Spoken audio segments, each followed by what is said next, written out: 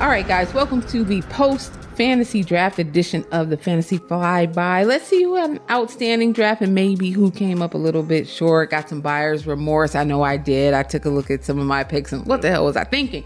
But let's get started with our brand new league, Cover 2. So first of all, side note on Cover 2. So Cover 2, we just started this season, and going in, a few of the guys in the league, they weren't changing the team names. Everybody was keeping the little like generic ones that they assign you when you get. So I was like, I know that they're not gonna, they're gonna be creative, right? Yeah. It's gonna get more fun. But slowly but surely, people started changing them. And they're still, I think, probably some of the worst names that I've seen in fantasy in a long time. But there's one in particular that I'm going to give a hard time to. And that is Team Useless Mac Attack. Oh, boy. This player was gifted at birth with a name that couldn't be more perfect for an occasion like this, right? He was given a name that is perfect for talking smack on so many levels. And he squandered that gift. How many dudes get gifted with the name Young Mac, play fantasy football, and you go with Useless Mac Attack as your fantasy? I mean, come on. Young Money was right there. Low hanging fruit is right there. You could have gone with that. But I'm just giving him a hard time too. He picked right in front of me in the league this year. At 5, I was 6, and he snatched Bijan Robinson right out from under me. So good job. But so I'm a little jealous. So I'm ragging on him a bit with that name. But seriously, Young Money was right there. But anyhow, so much better. I think you want to hear Young Mac. I think of Mike Tyson's Punch Out. I do. Really? That was the character's name. All right. He had a good, solid draft, though. Not my favorite, but still a good job. So we're going to who had the best draft. Who had the best draft in Everyone in Cover 2, everybody did a pretty good job. Again, we're only a 10-team league, so everyone has a really good chance at building a solid, competitive team. There were a couple I really liked. I'm a fan of stacking the wide receiver quarterback combos. Yes. $2.5 million man managed to grab Goff and St. Brown, which was a great combo. Salty Nuts stacked Tua and Hill, another powerhouse tandem. Spicy Curry grabbed Murray and Harrison, also a good one. Best teams I also think are anchored kind of by a good running back core.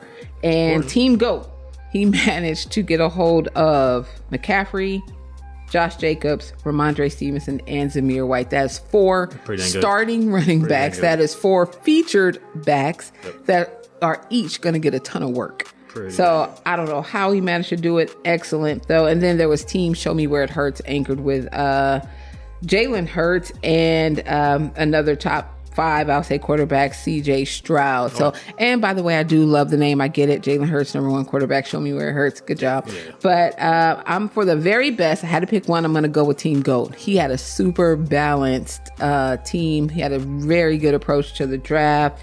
He has depth at every position. He definitely had the best draft. I like it. Yeah. I like the Yahoo gave it an A+, but Yahoo grades out a little differently than didn't take many chances. I like the Who Dis built Lamar Jackson. He went what I did last year. Went quarterback, which did not work out for me at all. But I had some funky choices. That is so. But he went Jackson, Burrow, and then Nico Collins, Kittle, Ken Walker, who I do not like, David Montgomery, who I like a lot, and then on and on and on. So. Okay, so. But he lives and dies by quarterback. So yes. If Lamar Jackson and Joe Burrow do not have good years, which is possible, then he's toast. That is so funny, Joe, because the next we went into who had the worst, and that's what I picked. And I said that. So I think that he did go quarterback, but the thing with that is I think he suffered at the running back position as a result. Ken Walker's not good. He's not good. He's very, very shallow. I think he is severely limited, and I think that'll hurt him down the stretch. And so Ken I think Walker that was probably not the best. Gives up touches to Charbonnet. They don't have the greatest offensive line up there. So, if he's going to be a future guy, you got a little bit of a problem. Yeah. Right. Yeah, but who's going to take it all? Again, I'm going to go with my gut and the person I think that had the best draft, and that's going to be Team GOAT. He's going to be the one to beat in this league, I think. All right. Yep. And you say?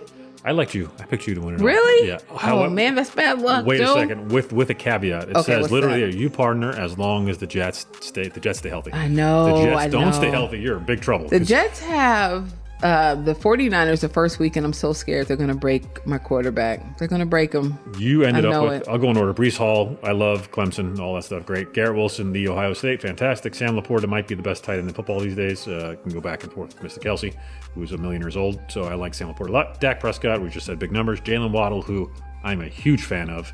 He gets his, if you double the cheetah, he's going to get the ball out. Yeah. Alvin Kamara, who's near the end of his time, but he is the offense in the world, so he will get his stuff. Stephon Diggs, who even at 30, and you can talk all day about receiver drop off at 30, he is still going to be a big part of that Houston offense. DeAndre Swift, who I also ended up with in our league, he will be the feature guy, sharing a tiny bit with Khalil Herbert and Roshan Johnson, but still going to be the guy there. Aaron Rodgers and Zay Flowers. So back to the original. Breece Hall, Garrett Wilson, Aaron Rodgers. Yeah, I know. If they produce the way people think they're going to produce, you'll be fine. All right. And you'll be very hard to beat. But we'll see. Go Jets. All right. But last place for that league. Last place, and I did go with Useless Mac Attack, though I think he drafted a very strong starting lineup, but I think his bench is still a little bit too shallow. I went with Choose Dumpster Fire. And I'll tell you why. He started off well. He started off with Josh Allen and Saquon Barkley. That was a great start. You can't ask for better. MVP candidate last year in Josh Allen, and he is Buffalo's offense. He makes it go. Saquon Barkley, I love the fact that he's in Philly now. I think he'll have a very good year as long as he stays healthy. Then he went oddball. He went Cooper Kupp. He went Cooper Kupp super high. Brock Purdy, he's at the end of his career, Kupp. Brock Purdy, Rachaad White, who I like, but drafted him really high. DJ Moore, who I like as well, but you need a rookie quarterback.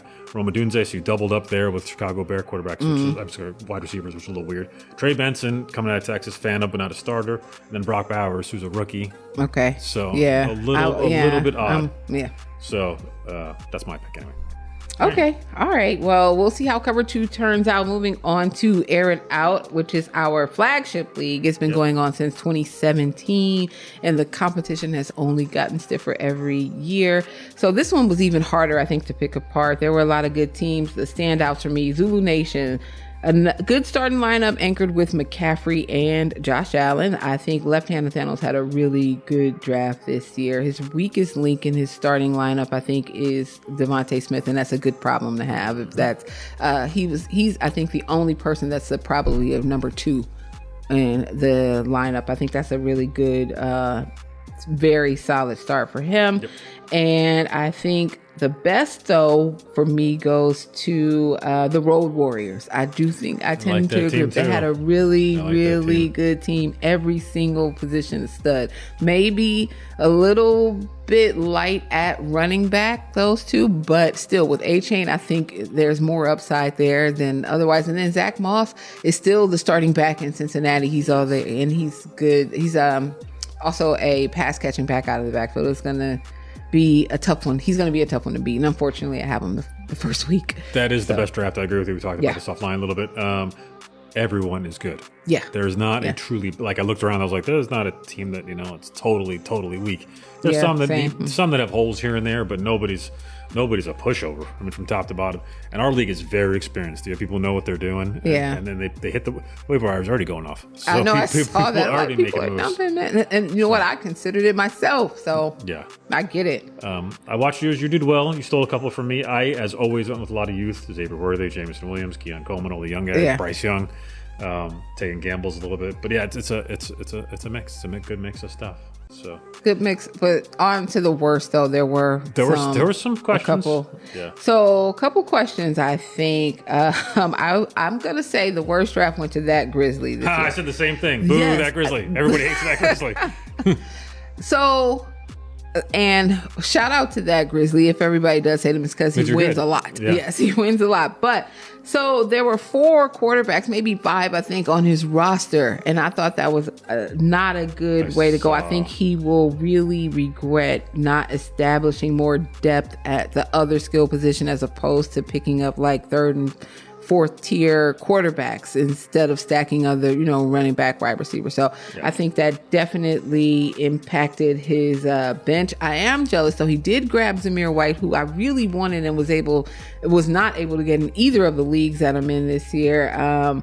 He drafted him last season too, which was a year too early. So, but this year I think he's right on time with him. So, But otherwise, I think he had a pretty bad one this year. My thing with him was he took a lot of age, and age can get you. I mean, he started off with Travis Kelce, 35, 36 years old. I mean, still Travis Kelce, but he's getting long, and he missed. Yeah, the number one was odd for Travis Kelce. He missed some games last year, Kelce, and he could certainly easily do that again this year. Derrick Henry, as much as we all love King Henry in the years he's done, talking about a 29, 30-year-old running back. Kyler Murray, who's high this year, but he's injury prone from the way he plays. Marvin Harrison Jr., so the tandem you just talked about. I do like that tandem. That's pretty good. So we got that. Caleb Williams, unproven. I mean, if he's as good as he says he is, then he'll be fine. We'll see. Zamir Wright just talked about. Ken Walker, who I'm not a fan of, even though I love my Bulldog running backs. He's not one of them. Geno Smith, who had a great year, then a not so great year, so who knows what to expect. Justin Herbert with a whole new cast, and Keenan Allen, who's another 30-year-old. So a lot of age. Could work, could not. I don't know. Well, we'll see. So for the team to win it all, I like the newcomer, All the Smoke, to win it all. So he has a very, very deep bench, which includes Nico Collins. And you know why? Because his other receivers are A.J. Brown and Puka Nacua. Pretty nice. So he has a very, very deep bench. And I think that carries a lot of weight down the stretch, of course. You know what? And I think there's starting to be a theme with new people in this league. So for the last 3 years, newcomers have been either winning the league or coming very, very close. So there was Florida Fade's first year in the league was the thing. You split because of the thing with the DeMar Hamlin thing, but he was up there. He would have beat me. He was only 5 points behind that game or whatever it was for the championship. And he still had a few players, if I remember correctly. He had like a receiver and a running back or something like that, the first year, so last year, the Players Club, he won it last year, but that was his second year. The first year was when he and Left-Handed Thanos had that he lost by half a point. And now this team from All the Smoke, I think he'll be up there too, is something about the newcomers. Rookie luck. I mean, that could be it. That could be it. But yeah, again, like we said, it's a very competitive. But that's who I have to win it all. What about you? Myself. Really? Surprise, right? Okay. Confidence and stuff. I like my team, but I'm a little like you. I ended up with Garrett Wilson. So if the Jets falter, I falter. However, I'm pretty deep about receiver. It's more running back I'm worried about. And I took some flyers. I mean, I need the rookies to pan out. I took Nick Chubb. Chubb could be anywhere from 4 weeks to who knows. Right. And he's coming back from not just like a torn ACL or a little thing. It's like a full reconstruct of his knee. Now, he had the same thing in college. We'll see. If he's the Nick Chubb of old, I'm going to be super happy. If he's not, then... But when you make a move like that, though, a lot of times they come right when you need them. Right, at a point in the season, it could be, that could turn out relatively well for you. Yep. So last place though. So again, competitive league, hard to choose, but I think that the Players Club goes from first to worst. I think he was the one, he went quarterback very early with Jalen Hurts. I think that he's soft again at running back and the bench with Ezekiel Elliott, Jaylen Warren, who's the number 2 in Pittsburgh. So, and not very strong. Yeah, I think he might fall this season in last place. First to worst for the Players Club. I have that Grizzly. He's already working. He's got work to do. Yeah. Work to do.